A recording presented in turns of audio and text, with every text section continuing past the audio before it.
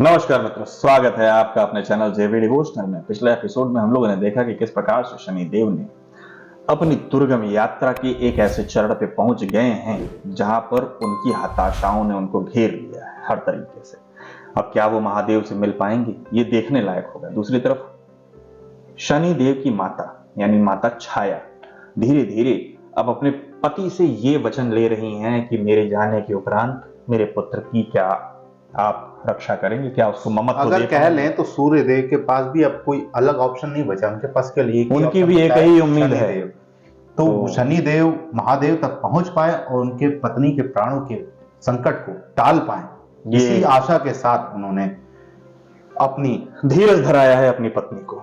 दूसरी तरफ संज्ञा जी जो कि तप पूरा करके अपने पिता के साथ गई थी, उनको पिताजी ने कैद कर लिया। वो अपने तप से उनका बंधन तोड़ने की प्रयत्न में लगी। सर्कल का उनको मेन स्विच मिल गया है, कहां से बंद करना है, कहां से तारों को तोड़ना है। तो चलिए बिना समय गंवाए शुरू करते हैं एपिसोड 39 पार्ट 2। ये भोलेनाथ डमरू ही बता दिया भाई। हम तो सोचे थे थोड़ी यात्रा और चलेगी, लेकिन सफल हो गई। आ गए समीप भोलेनाथ के।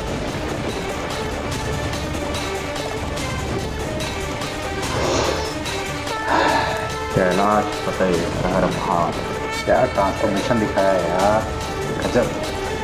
प्रकृति के मेल से बन रहे हैं। यह प्रकृति उनके मेल से बनी। महादेव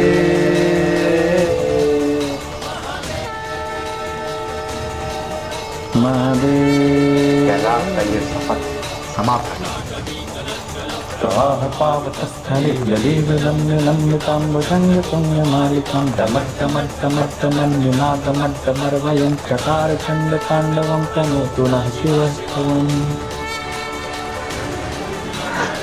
हे महादेव,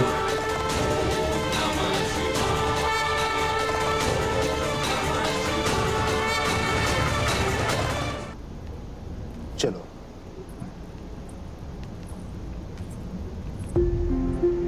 मेरी क्यूरियोसिटी एक ही में, काकोल या माता। अगर भगवान ने ये ऑप्शन बोल दिया तो क्या करेंगे शनि देव? मुझे ऐसा लगता है कि उस वक्त वो काकोल तुम्हें कुछ नहीं होगा, कर्तव्य होगा तब उनका। तुम्हारा तो अंत तब होना था जब। लेकिन अगर उन्होंने काकोल को चुन लिया तो काकोल की आहुति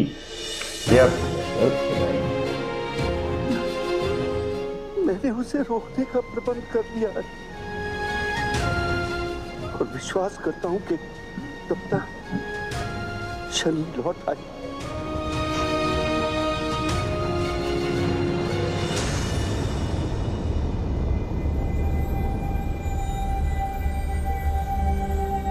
मैं नहीं जानती आपने क्या किया, परंतु मैं जानना चाहती हूँ कि मेरे जाने के पश्चात आप मेरे शनि का ध्यान रखेंगे ना? मैं जानता हूँ पुत्री कि शनि तुम्हारे लिए क्या है, और तुम भी जान लो कि शनि के लिए मुझे जो कुछ करना पड़ेगा मैं करूंगा। परंतु अभी तुम्हें विश्राम करना चाहिए। इस सीरियल में भी इमोशंस बहुत हैं यार। सूद में बनाए तगड़े गए। अरे यार, सुन लिया उन्होंने। शनि छाया का पुत्र।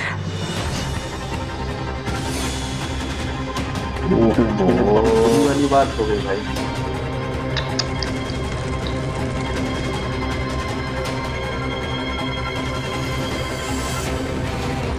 जैसे जैसे निकट जा रही हैं वैसे वैसे वो काली होती जा रही है, छाया में परिवर्तित होती जा रही है।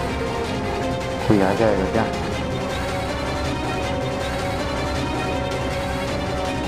और मैं प्रार्थना करूंगा कि हमारा पुत्र शनि महादेव तक पहुंचे। सब सुन लिया भाई। अरे हमको तो लगा आई नहीं है, तो खंबे पीछे बैठ के सब कुछ सही थे हैं।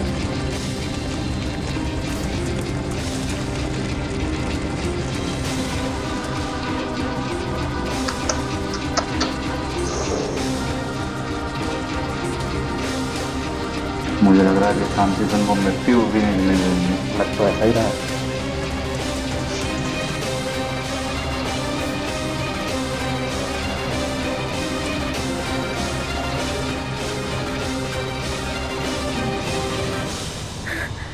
कौन है? मैं लौट आई हूँ छाया।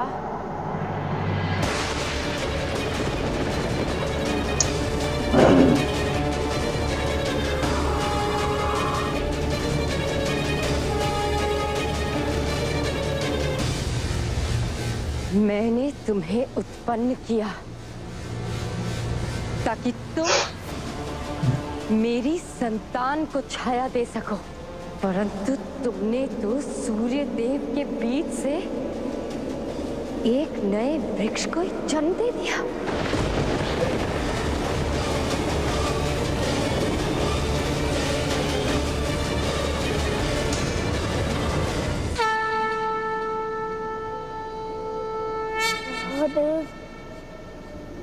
कैलाश के जिस शिखर पर पहुंचना बड़े बड़ों के लिए संभव नहीं, तुम आज वहां खड़े हो शनि। हर बाधा को पार कर, हर परीक्षा में उत्तीर्ण होकर, हर प्रकार से पवित्र होकर, कहो बस क्या कामना? आपसे क्या छिपा है महादेव?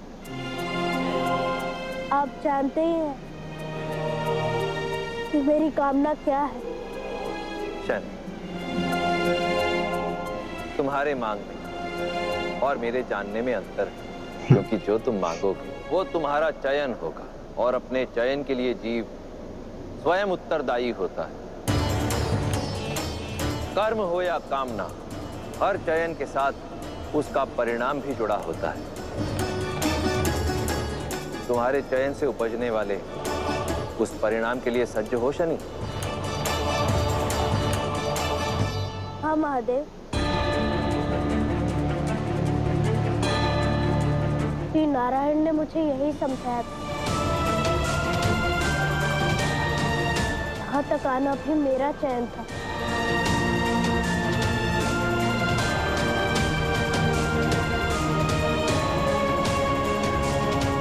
और उस चयन का मूल्य मैं चुका कर आया हूँ।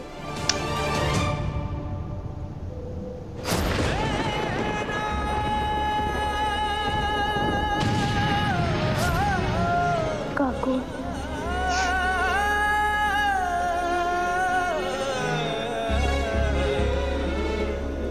काकुल को खोकर मैंने आपको पाया है महादेव। तो तुम यहाँ काकोल के लिए कुछ मांगने आए हो? नहीं महादेव, मैं अपनी माता के लिए आया। परंतु मैं अब भी एक प्रश्न पूछना चाहता हूँ कि काकुल को किस चुनाव का परिणाम मिला?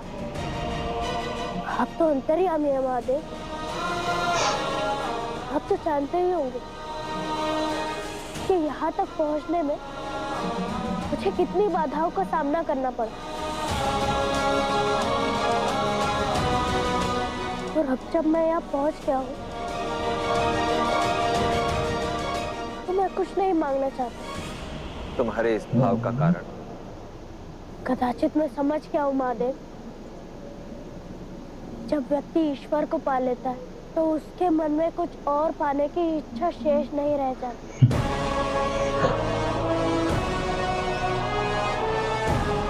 अति परंतु फिर भी मैं आपसे एक वर मांगना चाहता हूँ महादेव, अपनी माता के लिए और काकोल के लिए। माता, जिनकी मैं प्राण रक्षा करना चाहता हूँ, और काकोल, जिसने मेरे लिए अपने प्राण दे दी।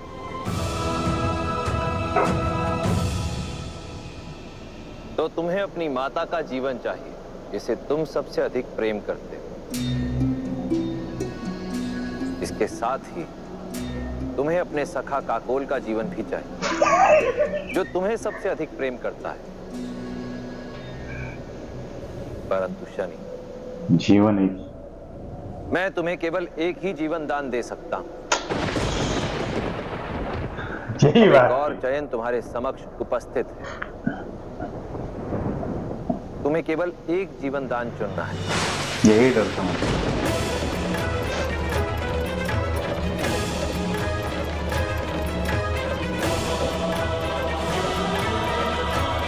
बड़े ही कठिन परिस्थिति में आके खड़े हो गए हैं शनिदेव। काकोल या मां, मित्र या मां। खुशी की बात तो यह है कि हमारा एक और अंदेशा सही दिया। ये एक बड़ी बात कि एपिसोड देखते हुए हमें ये प्रतीत भी हो रहा था कि ऐसा फल आने वाला है, क्योंकि स्वयं नारायण देव ने उनसे बोला था कि इसका फल लेने को सज्ज हो, और वो फल का रूप था काकोल की मृत्यु, यानी कि उनकी आहुति।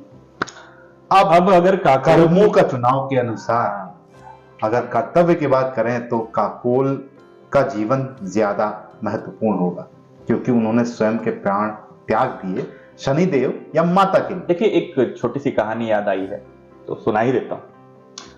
एक राजा थे, बहुत बड़े राजा थे, तो उनके राज्य में सुख संपत्ति, वैभव, धन इत्यादि सब मौजूद था।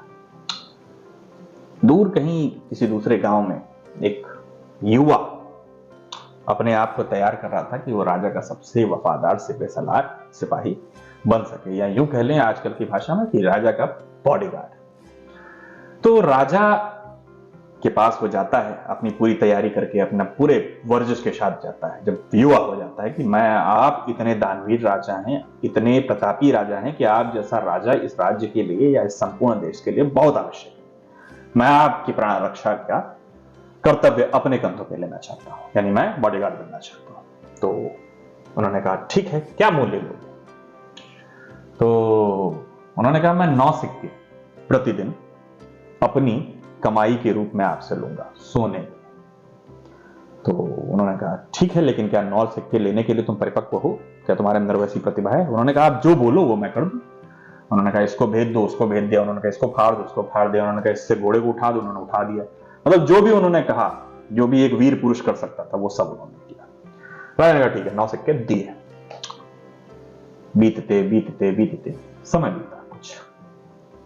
एक दिन रात में वो अपनी ड्यूटी चौकसी से कर रहा था, तो उसने क्या सुना कि दूर कहीं कोई स्त्री रो रही है। वो गया राजा के पास, बोला कि स्त्री रो रही है, कहीं मैं देख के आता हूं कि क्या दिक्कत है, जो कुछ होगा मैं निपटा के आऊंगा। राजा ने कहा ठीक है। वो गए, गांव के बाहर नगर लक्ष्मी रो रही थी। नगर लक्ष्मी कौन होती हैं? जैसे धन संपदा वैभव की जो देवी हैं, उन्हें नगर लक्ष्मी कहा गया है। तो वो रो रही थी। तो उन्होंने कहा कि हे स्त्री, आप कौन है? उन्होंने कहा मैं इस नगर की नगर लक्ष्मी हूं, और मैं अब इस नगर से जा रही हूं, ये नगर कंगाल हो जाएगा, राजा बर्बाद हो जाएंगे। तो उन्होंने कहा ऐसा तो नहीं हो सकता, ये मैं होने नहीं दे सकता। क्यों? ऐसा क्यों हो रहा है? क्या 100 वर्ष में एक बार एक राक्षस आता है, और वो जो सबसे प्रतापी राजा होता है उसके राज्य को खा जाता है। तो मैं यहां से जाऊंगी तब राज्य दरिद्र हो जाएगा, तो राजा प्रतापी नहीं रह जाएंगे, तो राजा का जीवन बच जाएगा। क्या नहीं, ऐसा ये तो गलत है। एक राजा का जीवन बचाने के लिए अब सारे नगर का कुर्बानी देनी आवश्यक नहीं है। क्या कर सकता हूं मैं, मुझे ये बताइए। तो वो कहते हैं, देवी ने बताया कि स्वयं जाके अपने प्राणों की आहुति उस राक्षस को दे दीजिए, उसको पूरे परिवार की आहुति चाहिए होगी। तो वो कहते हैं कि ठीक।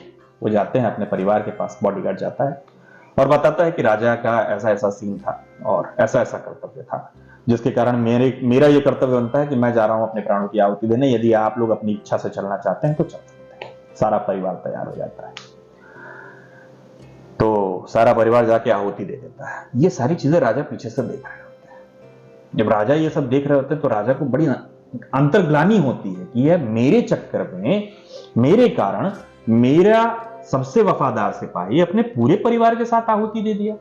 इसने तो 9 सिक्कों से ज्यादा मूल्य निभा दिया, मैं इसके लिए क्या कर सकता हूं। राजा स्वयं भी जाते हैं, उस राक्षस के पास अपनी बलि दे देते हैं। बाद में पता चलता है कि दरअसल ये बलि का जो खेल था ना, ये नगर लक्ष्मी ने ही रचा था। क्यों? क्योंकि नगर लक्ष्मी ये परखना चाहती थी कि क्या जिस प्रकार की संपन्नता वैभव राजा के पास है उसके लायक वो हैं या नहीं। तो उत्तर है इसका कि किसका, प्रश्न है इसका कि किसका बलिदान महत्वपूर्ण था। जैसे इस वक्त अगर माता और काकोल में चुनाव करने को कहा जाए तो अगर शनिदेव किसी एक को चुनते हैं तो दूसरा का बलिदान स्वतः ही हो जाएगा। तो किसका बलिदान महत्वपूर्ण है? क्या काकोल का बलिदान महत्वपूर्ण रहेगा या माता का बलिदान महत्वपूर्ण है? देखने लायक ये भी रहेगा कि हो सकता है भगवान शिव यहाँ पे भी एक परीक्षा ले रहे हैं और दोनों का जीवन को वरदान स्वरूप मिल जाए। खैर, आंसर मैं कहानी का बता देता हूं। आंसर ये है कि राजा का बलिदान ज्यादा महत्वपूर्ण था, क्योंकि प्रजा के लिए राजा स्वयं को बलि दे रहा है, ये बड़ी चीज है। प्रजा तो राजा के लिए बलि देगी, सैनिक जो हैं वो राजा की प्रजा ही होते हैं, राजा के रक्षण हेतु, क्योंकि राजा का रक्षण राज्य का रक्षण। राजा हार गया, राज्य हार गया। अब इस प्रकार से देखें तो हमारे काकोल शनि देव के लिए नहीं, उनकी माता के लिए उन्होंने प्राणों की आहुति दी है। माता तो शनि देव की थी ना। नहीं, फिलहाल तो देखते हैं ओवरऑल क्या निकलता है, क्योंकि यहाँ पे बताया भी गया है कि कर्म जो है वो बंधन से बंध जाता है। मतलब आपके कर्म जो हैं आपके बंधन के कारण रुक रहे हैं शनिदेव, तो अपने बंधनों को छोड़िए। शनिदेव को बार बार ये हिदायत दी है। देवी संज्ञा भी आ गई है, तो चलिए आगे के एपिसोडों में ये सब राज खुलेंगे। फिलहाल इस एपिसोड से हम यही विदा लेना चाहेंगे। शीघ्र ही लौटेंगे एक और नए एपिसोड के साथ। तब तक के लिए राधे राधे।